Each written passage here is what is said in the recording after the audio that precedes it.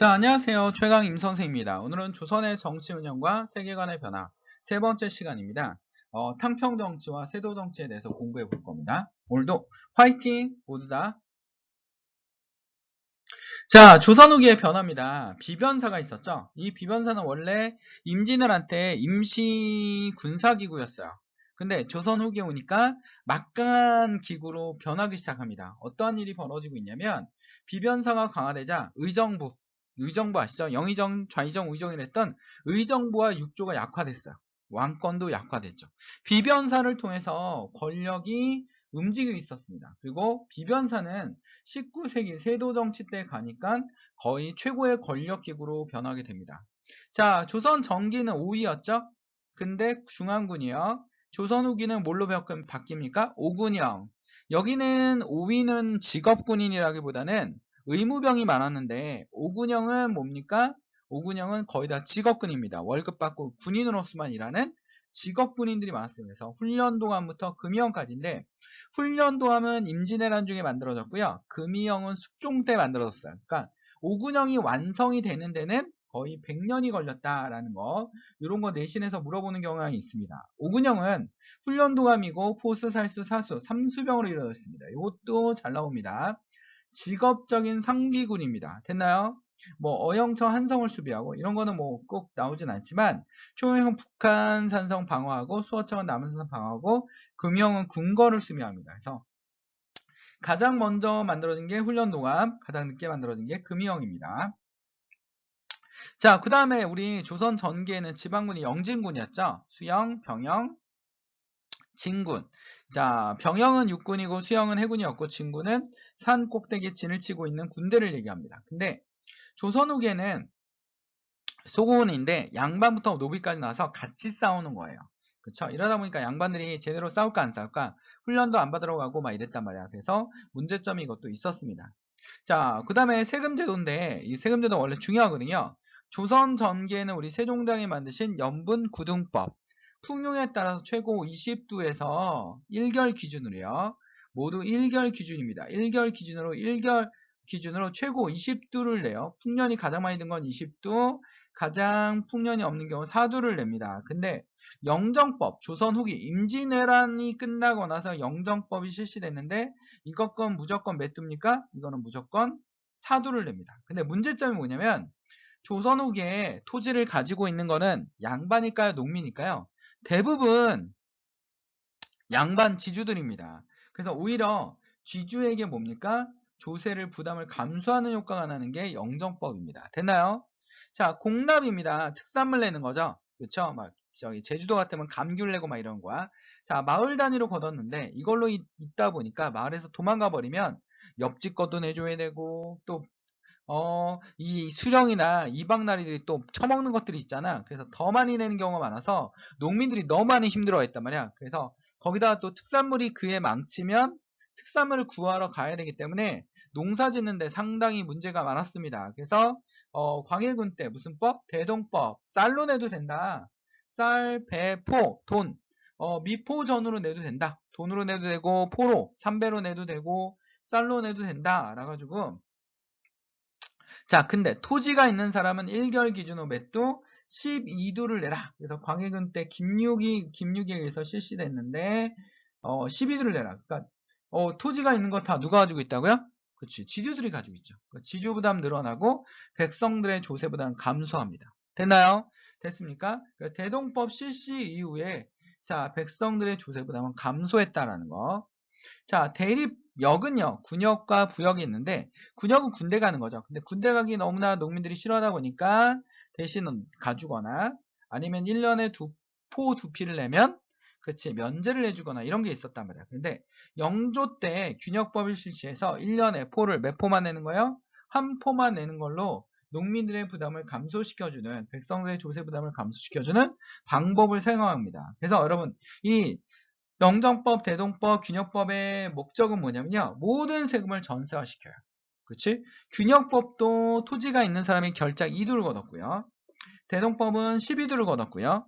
영정법은 4두를 거뒀기 때문에 토지가 있는 사람의 1결 기준으로 4두, 12두, 2두 결작 2두까지 합치면 18두지.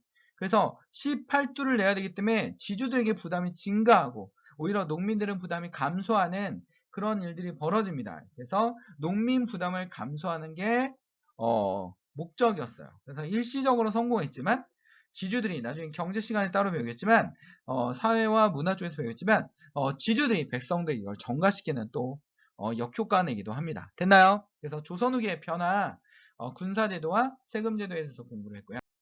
자, 우리 지난 시간에 17세기까지 공부했다면, 자, 18세기 왕들입니다. 숙종, 경종, 영조, 정조입니다. 그래서 이때는 무슨 시대? 탕평의 시대입니다. 됐나요? 탕평의 시대인데, 숙종 때 탕평 정치가 가장 먼저 실시됐어요. 그렇죠?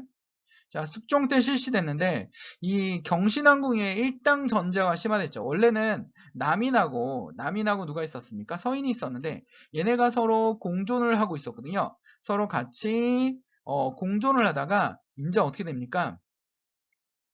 서로 죽이는 일들이 벌어집니다. 그쵸? 서로 죽이는 일이 벌어져요. 거기다 또 서인은 또 뭘로 나눠져요? 노론과 소론으로 나눠지면서, 그치? 노론과 소론으로 나눠지면서 서로 또 엄청나게 싸우기 시작하죠. 그치? 황국은 한 당을 죽여버리고, 그치? 독재를 하기 시작했다. 일당 전제화가 이루어졌다. 전제, 지멋대로 하기 시작했다라는 겁니다.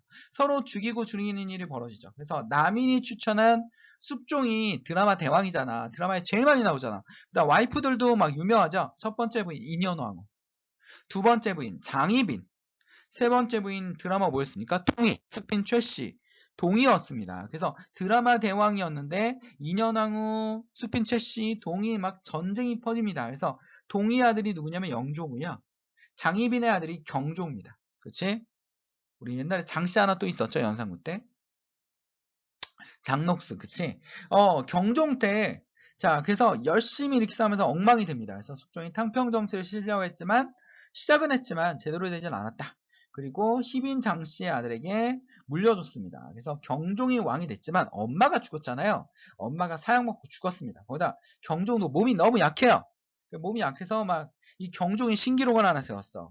뭘 세웠냐면 세자를 굉장히 오랫동안 했어요. 거의 뭐 세자 기간만 30년.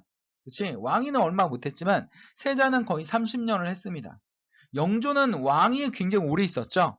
거의 뭐 50년 가까이 있었습니다. 영조는. 근데 경종은 깨끗하게 금방 죽었어요. 왜냐면 영조가 경종한테 그치 꽃게 그 간장게장하고 그다음에 꽃감을 올렸는데 그거 먹고 그날 다음날 죽었습니다. 사망해서 배가 아프니 막 이러면서 죽었습니다. 그래서 결국 사망하고 누가 왕위를 이어받습니까? 영조가 왕위를 이어받죠. 경종은 후대가 없기 때문에. 자, 영조는 탕평 정치를 강화시킵니다. 영조한테 처음에 막 경종을 암살했다는 막 이런 설들이 많았고요. 암살할 수 있는지 뭐 확실한 뭐 유력한 용의자긴 해요. 왜냐면 형이 죽으면 본인이 왕이 될 수 있기 때문에. 그치? 그래서 영조고 거기다가 노론이 경종을 너무 싫어했어. 왜? 경종 때 노론이 엄청나게 학살당하고 막 유배가고 난리가 납니다. 그러다 보니까 노론들이 막 이를 갈고 있었을 거야. 그래서 노론은 영조를 지지했고요. 소론은 경종이 너무 불쌍하다 하면서 경종을 지지했습니다. 그래서 여기는 소론, 여기는 노론의 지지입니다. 노론의 지지. 자, 그 다음에 소론은 막 영조한테 그랬죠. 동희는 수핀 최씨는 무술이다. 그러니까 궁녀보다 더 낮은 게 무술이에요. 거의 노예 정도 되는 건데 이 무술이 위의 아들이기 때문에 무술의 아들이 숙종하고 낳은 아들이 아닐 수 확률이 높다. 그러면 얘는 왕이 아니다. 막 이런 식으로 공격을 많이 당했습니다. 그래서 형을 암살하고 노비의 아들이고 막 이러면서 엄청 공격을 당했죠. 그래서 영조는 탕평파를 육성하려고 애를 썼고요. 탕평비를 건립했습니다. 그리고 탕평 이 산림 있죠. 각 분당의 학자들, 이 학자들 존재를 부인합니다. 그리고 서원을 대폭 정리해요. 우리 서원 정리한 딱 두 사람 있죠. 영조와 누굽니까? 우리 흥선대원군. 그렇지? 이 두 사람만 서원을 정리합니다. 이조전랑직을 서로 이것 때문에 서로 많이 싸우잖아. 인사권을 가지려고. 그리고 균역법을 실시해서 백성들의 부담을 들어주고요. 신문고를 부활시킵니다. 삼신제, 죄를 지면 3번 재판하잖아요. 지금도요. 영조가 삼신제를 시행했어요. 그리고 법전을 만들었습니다. 법전. 이 대전통변도 법전인데 정조와 영조의 공통점은 법전을 펼쳐냈다라는 겁니다. 법전. 원래 요 사이에 왕이 하나 더 있죠. 누굽니까? 정조의 아버지 장원세자가 있습니다. 장원세자. 자, 장원세자가 있는데 이 장원세자를 우리는 대부분 뭘로 알습니까? 사도세자로 알고 있죠. 근데 장원세자가 소론하고 너무나 친하게 지냈어. 그러다 보니까 이 노론내는 눈에 가시인 거야. 장원이. 그러니까 결국 장원도 그치 우리 사도세자 영화 보면 알잖아요. 장원도 결국 어떻게 됩니까? 돼지에 갇혀서 결국 죽음을 맞이하죠. 그쵸? 근데 영조가 장원을 좀 살려주고 싶었던 마음도 좀 있었던 것 같아요. 근데 왜냐하면 영조가 영조실록에 사도세자를 너무나 그리워하면서 시를 씁니다. 그래서 이 분당의 싸움에 결국 장원은 희생자가 되죠. 정조는 굉장히 악을 씁니다. 왜냐하면 영조대왕이 그 정조가 왕이 된 다음에 누구만 쳤냐면 장원의 그러니까 장원의 세자의 와이프 정조의 어머니 그치 해경궁 홍씨 해경궁 홍씨 집안만 쳐요. 그래서 정조가 해경궁 홍씨가 장원의 죽음에 많은 연관이 있다라고 생각을 하고 있는 것 같습니다. 그래서 장원세자가 바로 이 사이에 있었다라는 거. 그러니까 정조는 개혁을 굉장히 잘합니다. 그래서 정조가 시험에 진짜 잘 나와요. 진정한 탕평의 시대가 열린 거죠.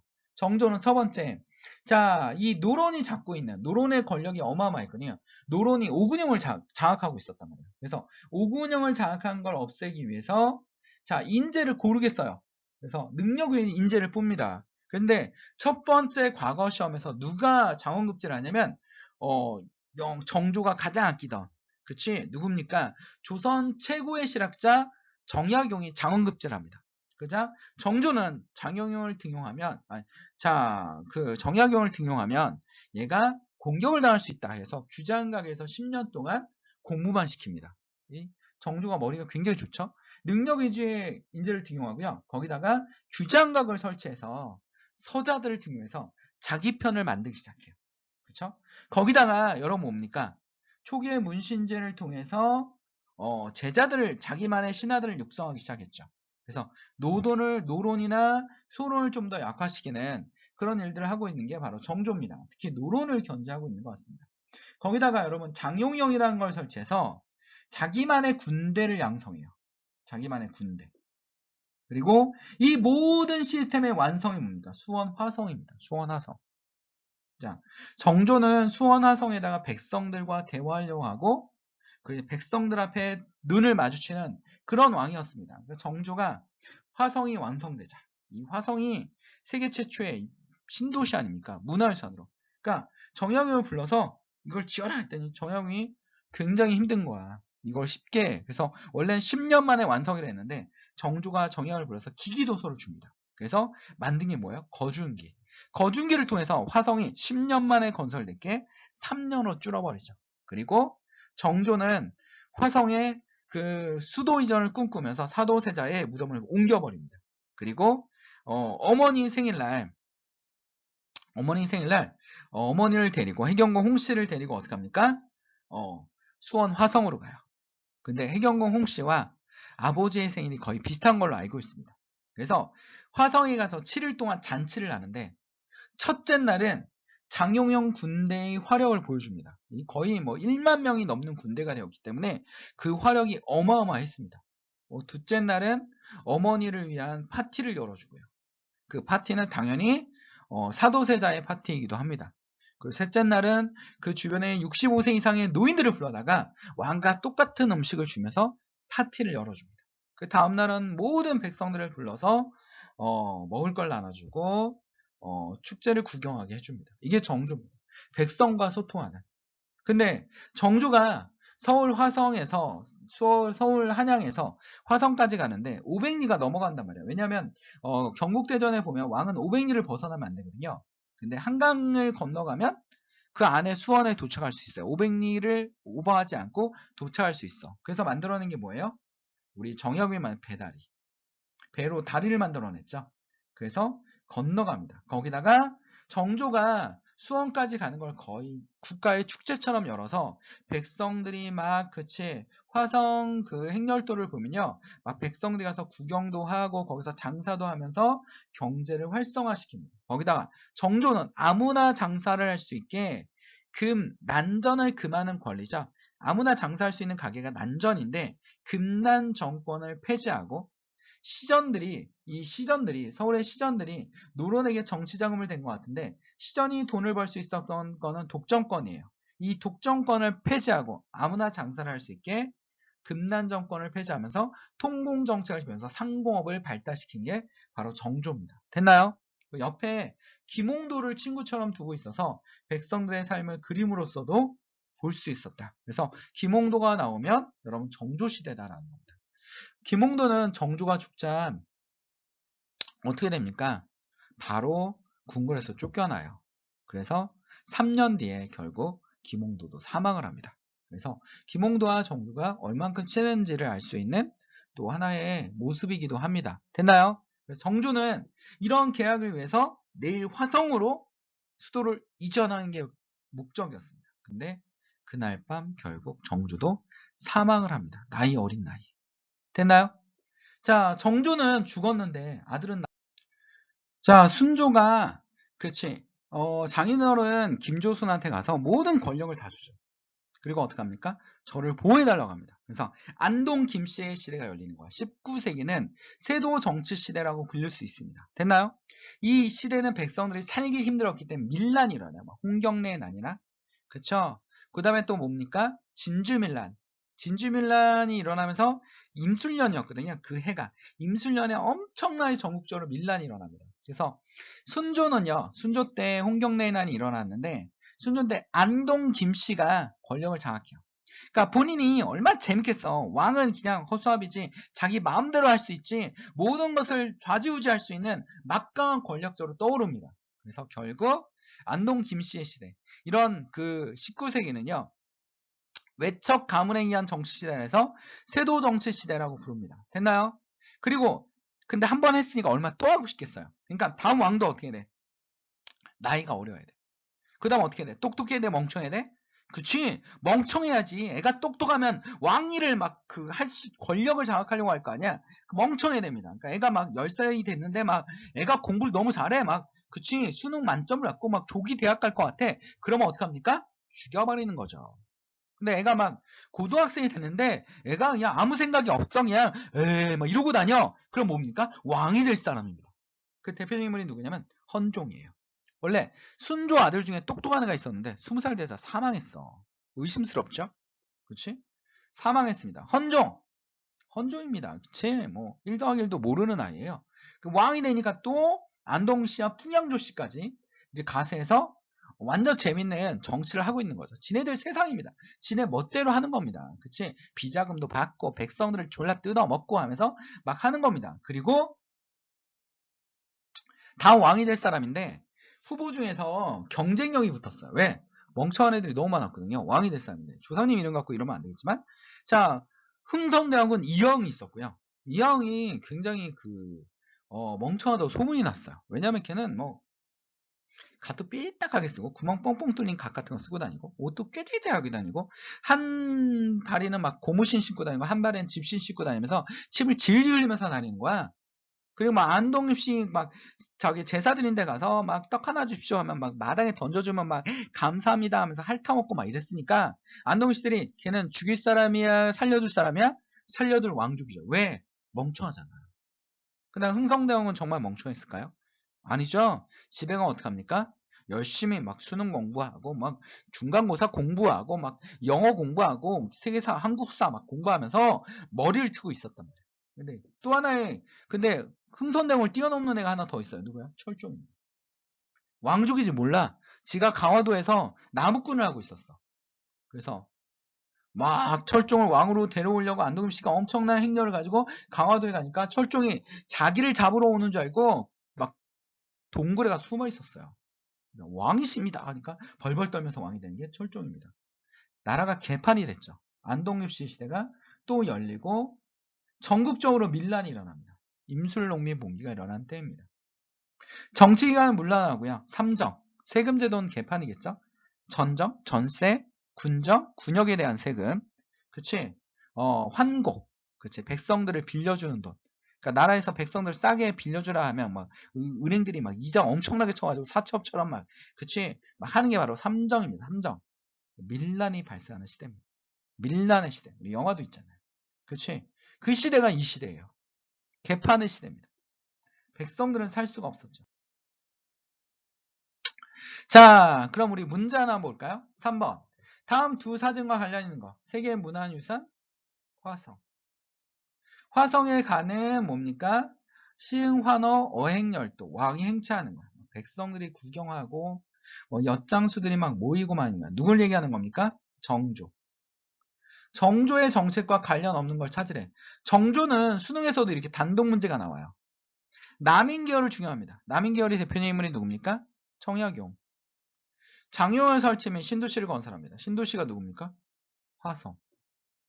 그치? 서울과 노비에 대한 차별을 완화하죠. 서자를 아까 등용했다고 했죠. 상행위 통제를 강화합니까? 번창시켜줍니까? 아무나 장사할 수 있어. 금난 정권을 폐지하고 아무나 장사할 수 있는 통공정책을 펴죠. 그치? 여러분 제주도의 김만덕 상인도 이때 등장한 겁니다. 됐나요? 그치? 자, 그 다음에 여러분 의주 상인으로 자, 임상옥도 여기 때 등장한 거예요. 다 같은 시대입니다. 규장각 육성 및 초기의 문신제를 시행합니다. 그쵸? 바로 누굽니까? 정조입니다. 여러분. 자, 여러분 18세기 탕평 정치 시험에 너무 잘 나오고요. 세도 정치는 왕의 순서보다는 전체적인 맥락, 백성들의 삶이 어땠는지, 정치가 어땠는지 뭐 이런 거, 관리제도에 매간 매직이 있었고 전체적인 문제로 많이 물어봅니다. 여러분 됐나요? 자, 중간고사 모두 다 화이팅 합시다.